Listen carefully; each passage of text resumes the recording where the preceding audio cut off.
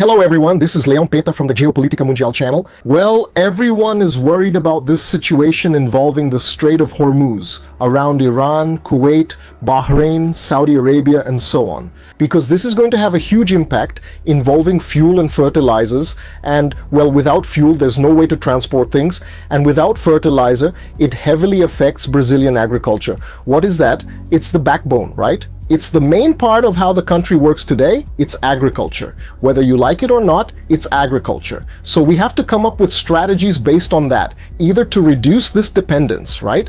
Diversify, or in other words, to structure and strengthen it. It doesn't matter, but what matters is that we can't just sit back and watch. That's it. And well, as incredible as it may seem, even though this situation is really bad, we're going to feel the effects of it in some way.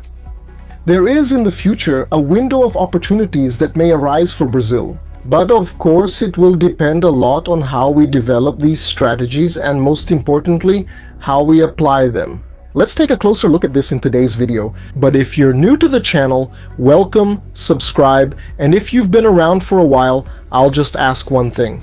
Share the video with everyone you know, because this channel is pretty much forgotten by YouTube. It's swept under the rug. So, by sharing on Telegram, WhatsApp, with your friends, with people from work, you might not even understand anything you're talking about. Here, from the channel you're also talking, it doesn't matter, just share it. The more you share, the more it helps the channel keep going. So, your support might seem small, but it's really important, alright? Go ahead and share it. My name is Leon Peta, and this is the Geopolitical channel.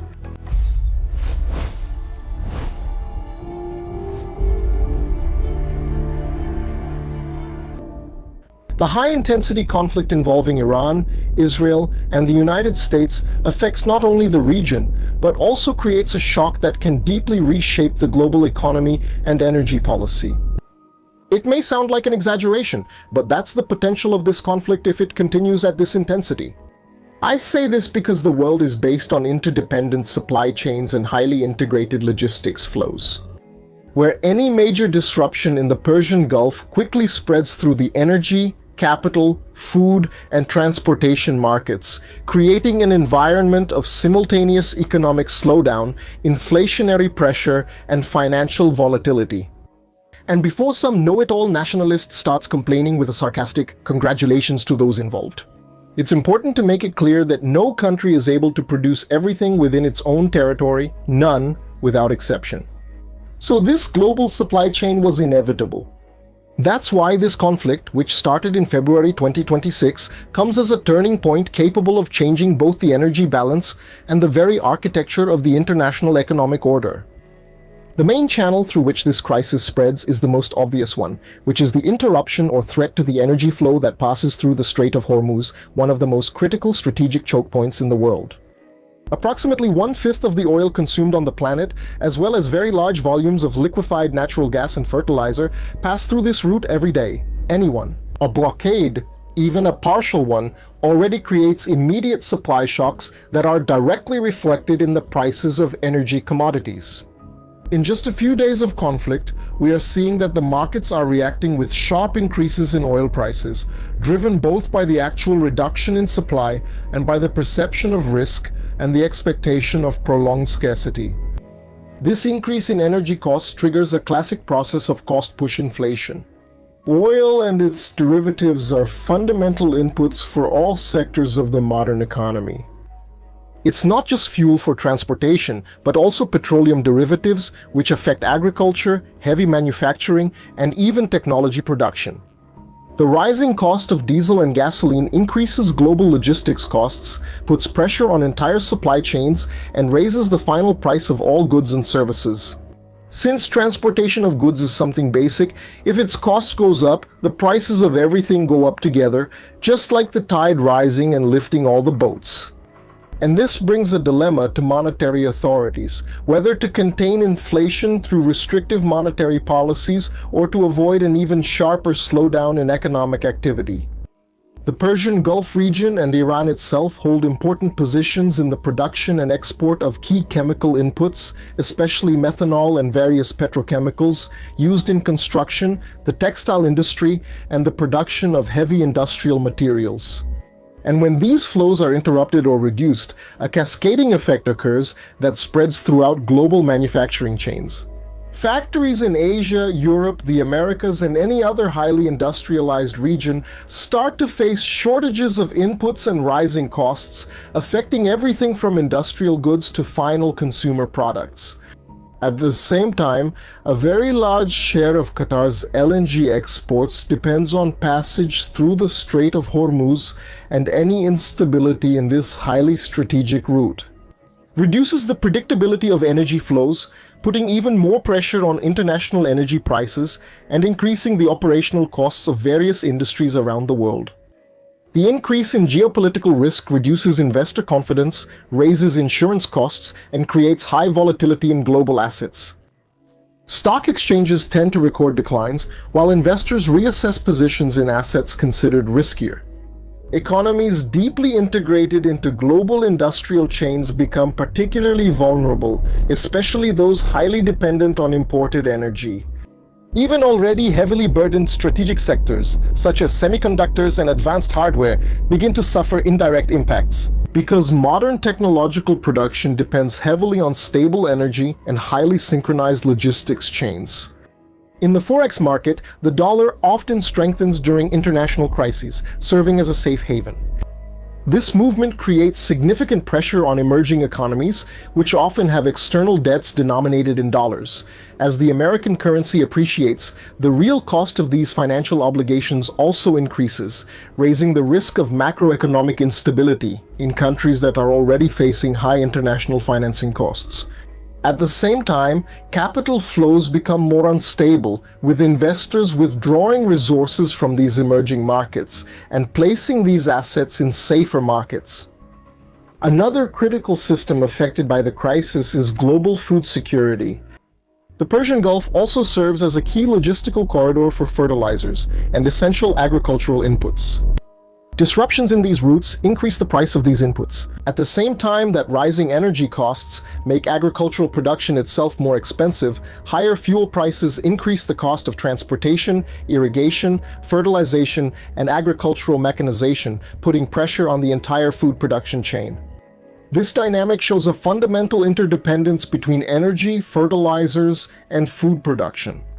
When energy costs rise and agricultural inputs become scarcer, the global food production capacity comes under pressure. At the same time, the result tends to be a new wave on a global scale. Low-income countries, especially those that are highly dependent on agricultural imports, such as Africa and parts of the Americas, become the most affected, facing the greatest risk of food insecurity, which generates social tensions and political instability and can result in wars or civil wars. Another structural impact occurs in the global maritime logistics system.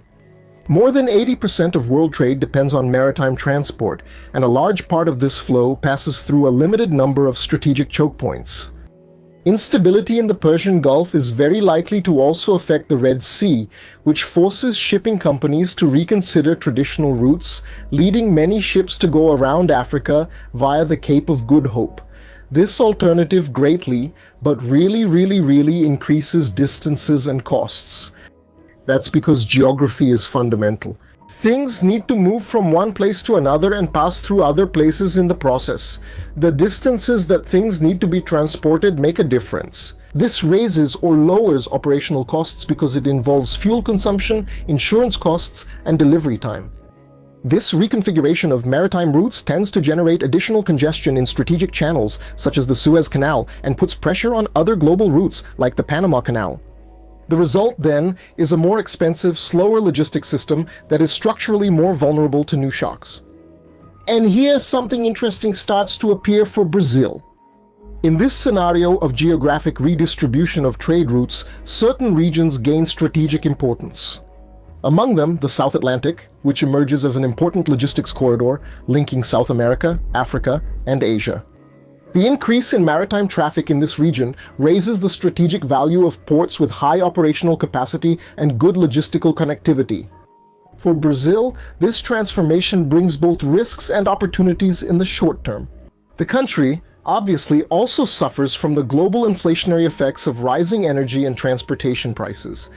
But on a structural level, its geographic position in the South Atlantic and its status as a major exporter of food, minerals, and energy can increase its strategic relevance in the international system. This alternative importance of routes around Africa reinforces the role of Brazilian ports and the national logistics infrastructure. Ports with high efficiency and large handling capacity become critical points in this new geography of world trade. Attracting investors in port infrastructure, maritime security, and land logistics integration, which are becoming increasingly strategic. At the same time, the energy and logistics crisis reinforces the importance of countries capable of ensuring food security and stability in the supply of essential commodities. That's why, in this context, Brazil positions itself as one of the largest strategic reserves of agricultural and mineral production on the planet, capable of playing a central role in mitigating global supply crises. The conflict also affects the international system, because the mere perception of fragility in the energy architecture and in the security guarantees offered by traditional powers can encourage a gradual diversification of financial assets and reserve currencies, which can also benefit Brazil despite the economic and logistical risks generated by a conflict in the Persian Gulf. The logic of structural geopolitics indicates that Brazil can emerge from this scenario with a stronger strategic position if it knows how to take advantage of it. Because this chronic instability in the Middle East tends to force a global reassessment of where to seek essential resources like energy and food, and where to establish safe routes. And in this rearrangement, Brazil has rare structural advantages in the energy sector. The pre-salt reserves are becoming a new relevant hub in a context where Middle Eastern oil is starting to be seen as a high-risk geopolitical asset. Countries and companies then look for alternative sources located in politically more stable regions, and Brazil offers exactly this combination: large reserves, established deep-water exploration technology, and relative institutional stability. And we can't forget the potential of the energy that can be harnessed from the owner. Meanwhile, it is being blocked by a faction within the government itself, which has been encouraged by foreign powers.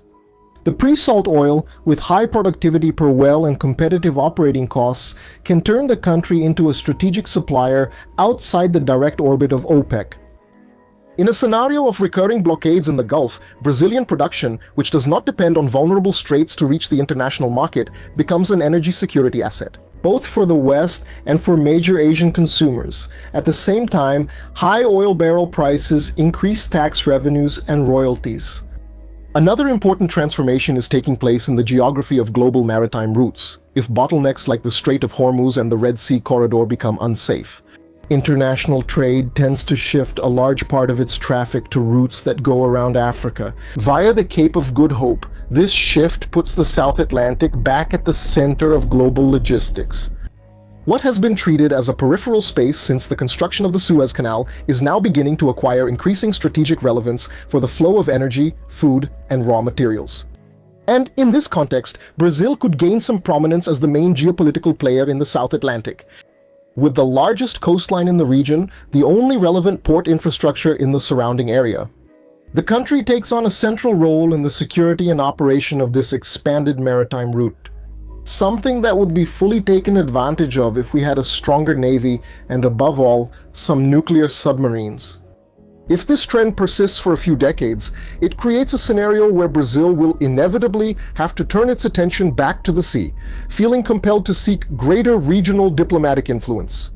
Development of the shipbuilding industry and expansion of logistics services associated with international trade. And in this context, Brazilian ports, storage systems, multimodal transport, and port complexes become more deeply integrated into the global logistics architecture.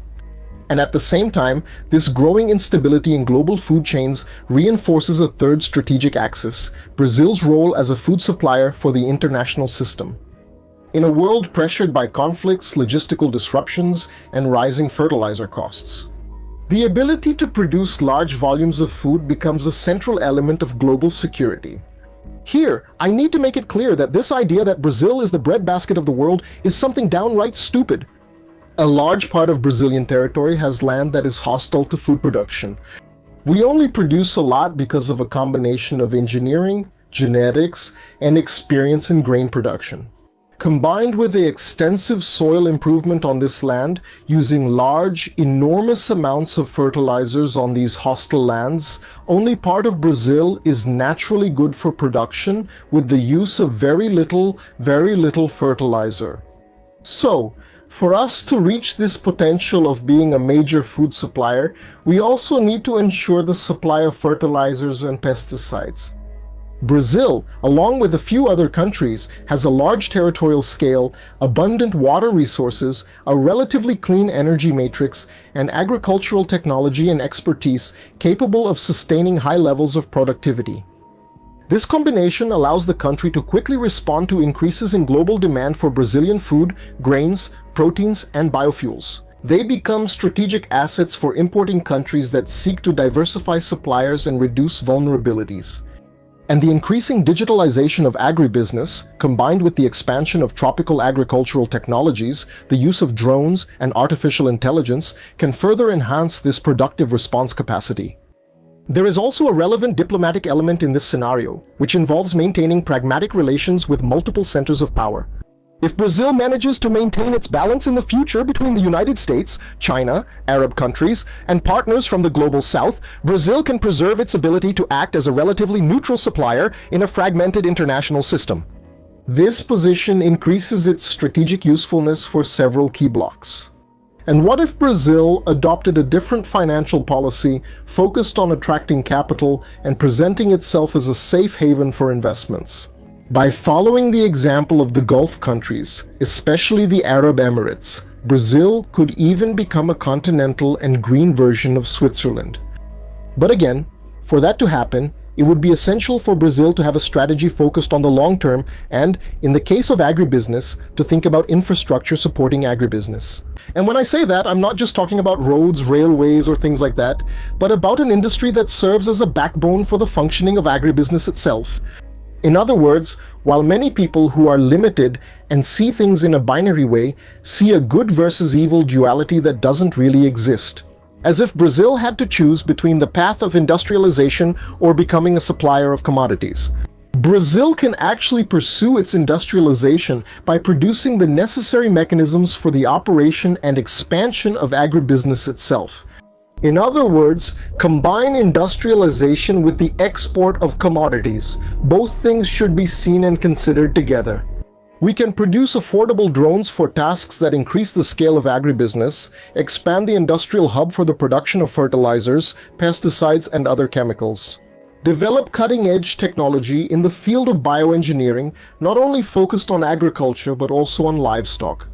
Production of rockets for satellite launches that serve to manage agribusiness and everything else that cutting-edge high-tech industry can bring, along with the development and expansion of commodity exports. In fact, the export of commodities, especially food, can be the platform for Brazil's reindustrialization. And also, out of necessity, to push Brazil to start developing a shipbuilding industry focusing on a gradual plan over 40 to 60 years. But of course, for that, we would first need to develop long-term thinking without haste or rushing. And unfortunately, we also have to deal with Brazil's internal problems. From the excess of laws that try to regulate and bureaucratize everything, making it a nightmare to develop companies here, as well as the excess of labor laws. Put an end to legal uncertainty, the abusive and outrageous taxes, and reduce government spending. And other things that make the wars in the Middle East seem almost childish compared to the struggle it would be to bring these changes to Brazil. So, on one hand, we have a lot of potential, but on the other hand, Brazil is its own worst enemy. That's it, folks. I hope then that you have realized how this context, although very negative, actually has a positive possibility, especially in the long term. Because make no mistake, even if this war involving Iran ends in the next few days, weeks, or months, I hope it doesn't last months. In the long term, the effects of this are already there, they're already done. It's not something that's going to be resolved. So this is not the final chapter of the book. On the contrary, it's just another chapter in a book. We're probably only in the first quarter or a third of it. So don't be mistaken. We need to prepare ourselves to deal with what will happen in the future, over there in the Middle East, because it will affect Brazil, so we need a strategy. Now, of course, the opportunities are there. Brazil only has one very serious problem, which is a very grave problem, which is Brazil's public enemy number one, which is the Brazilian government. No one has hindered Brazil more than the government. It makes no difference. The party, all the parties basically, from all three branches of government, all kinds of politicians, it doesn't matter. All of them have literally destroyed Brazil over the last 40-50 years, let's say even more. Brazil has been a mess ever since gaining independence from Portugal, just so you know. So, until we solve the government problem, no matter how many opportunities come up, we still won't be able to take advantage of them. So, first, we need to deal with this serious enemy, which is the Brazilian government. Don't be fooled. If we don't solve this, there's no miracle, okay? All kinds of opportunities can come up, but we'll keep struggling here. Anyway, that's it, guys. Thank you very much. And do you know why I can make this kind of content? Because of the members, so consider becoming a member. More than 90% of the channel's revenue comes from members. That's very different from other channels, where most of the monetization comes from views. The Geopolitical Mundial channel doesn't get many views. It's a small channel. It turns out I rely heavily on member support, and by joining, you help keep the Geopolitical Mundial channel going. And above all, you'll have access to a series of playlists with videos exclusive to members. They're even more in-depth, more academic, and more detailed. Alright? So, guys, consider it because it really helps the channel a lot. Thank you, take care, and see you in the next video.